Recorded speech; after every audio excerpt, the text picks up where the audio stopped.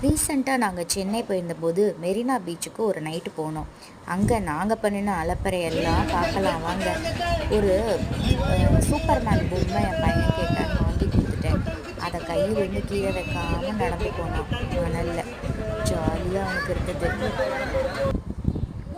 அப்புறம் ஒரு ஃபோட்டோ மணலில் உட்காந்து உள்ளே தண்ணிக்குள்ளார போனோம்.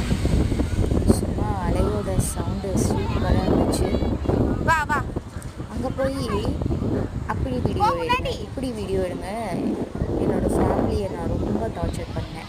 எல்லாத்தையும் பார்க்கலாம் வாங்க. போ பெரியம்மா கிட்ட.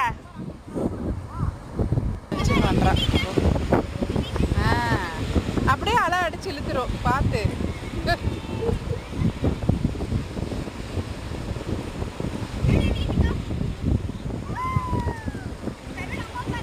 இந்த வீடியோவில் போட முடியாத அடுத்த வீடியோவில் போடுறேன்.